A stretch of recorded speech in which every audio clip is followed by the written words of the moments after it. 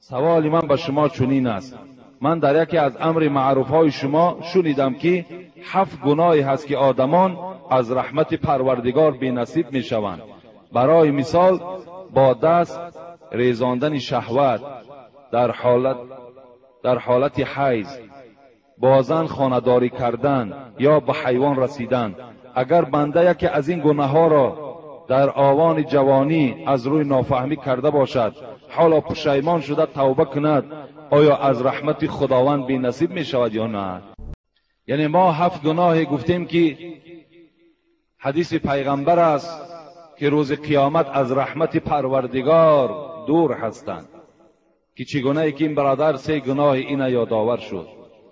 اگر این گناه ها را کدام از ما و شما در حالت جوانی کرده باشیم و امروز به سوی پروردگار بازگردیم و گوییم ای بار الهی، ای بار خدایا، ما هر گناهی که تا امروز کردیم از نافهمی بود، از جهل بود، از نادانی بود، امروز که فهمیدیم که این جنایت است، این گناه است، توبه به سوی تو کردیم.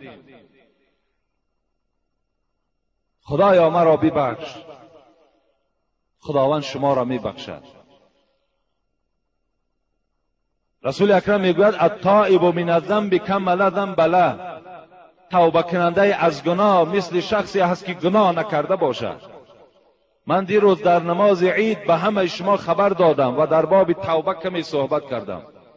جوانای عزیز و برادرایی که امروز سین سال شما به 50 و 60 رسید و امروز قدم اولین به مسجد گذاشتین، شما از ملامت هیچ کس نترسید.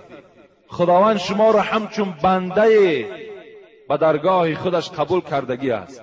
اگرچه تا امروز تو عرق نوشیدی، اگرچه امروز تو صدها زنا را انجام دادی، اگرچه امروز تو دیگر گناه ها را صادر کردی، امروز که به مسجد آمدی، امروز که تو بالای جای نماز بر آمدی، خداوند همه گناه های تو را به نیکی ها مبدل کردگی است. این وعده پروردگار است. این حدیث پیغمبری خداست. التائب من الذنب کمن لا ذنب له. کسی گناه میکند، توبه میکند، خداوند توبه او را قبول میکند و این شخص مثل شخصی هست که گناه نکرده باشد. برای همین برادرای عزیز و پدرای مهربان، از همه شما خواهش میکنم، همون فرزند یا برادری که در پهلو میبینیش و تا دیروز وای عرق خور دیده بودی، تا دیروز وای زناکار دیده بودی، تا دیروز وای دروغگو دیده بودی، وای ملامت نکن، بلکه بگو بسیار خوش آمدی، خوش به حالت که 1 ساعت پیش آمدی، بسیار کاری نیک کردی. با این گونه صحبت ها ما باید دل وای به دست گیریم، نه اینکه وای ما و شما از مسجد گریزانیم. تا دیروز تو عرق نوش بودی، امروز باز تو نماز خوان شدی. خودت چی بودی؟ تاریخ خودت اگر ورق زنن از دیگ دهم سیاه است. خدا در قرآن میگه ولا تجسسوا، یکدیگر را جستجو نکنین، از تاریخ یکدیگر یادآور نشوین. اگر شما تاریخ حضرت عمر خوانین، به سوی خدا پناه طلب میکنین که چه عملهای نادرست کرده بودند. لیکن خدا که هدایتش کرد، امروز 1.5 میلیارد مسلمان روی دنیا حضرت عمر میگویند.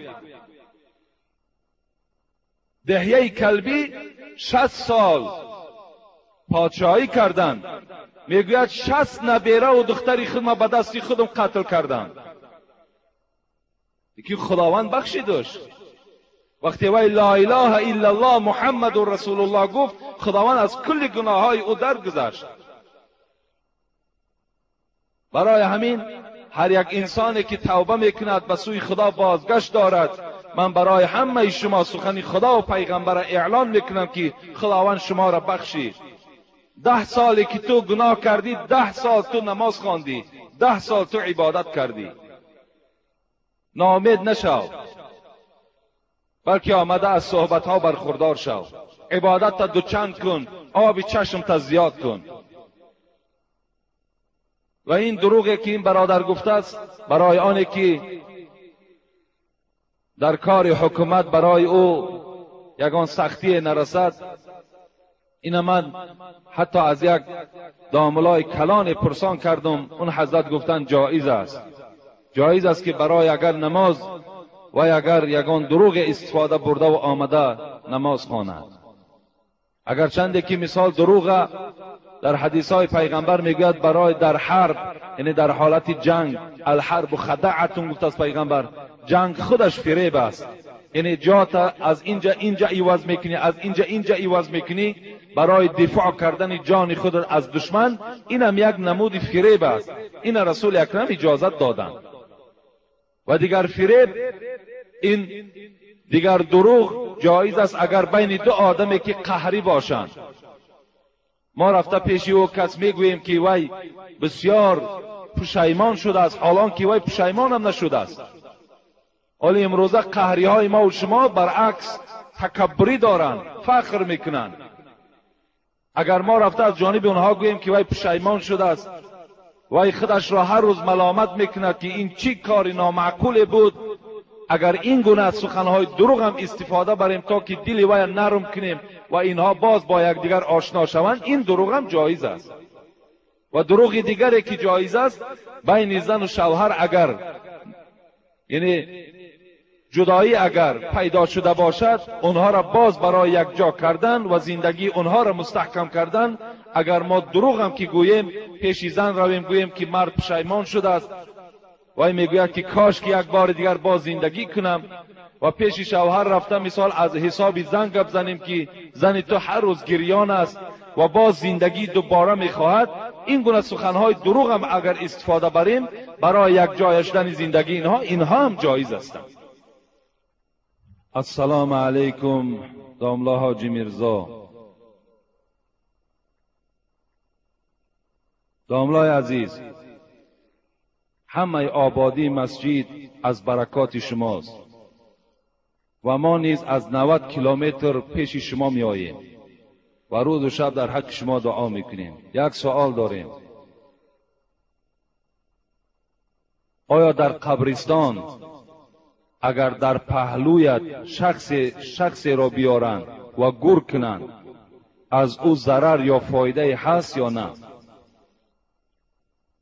با احترام.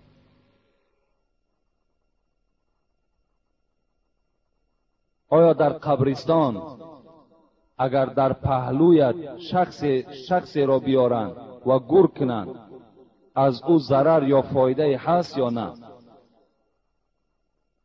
با احترام مخلص شما. سوال دوم، به دعوت به خانه‌ای که صدقه کرده است رفتن چه خیل است؟